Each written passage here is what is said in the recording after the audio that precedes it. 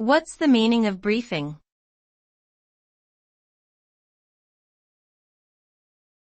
Briefing.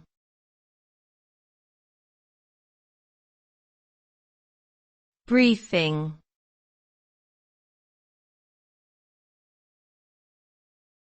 Briefing.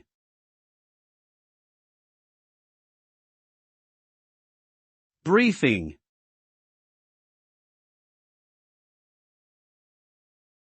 The term briefing refers to a concise and informative communication or meeting, usually conducted for the purpose of sharing important information, updates, instructions, or feedback with a specific audience.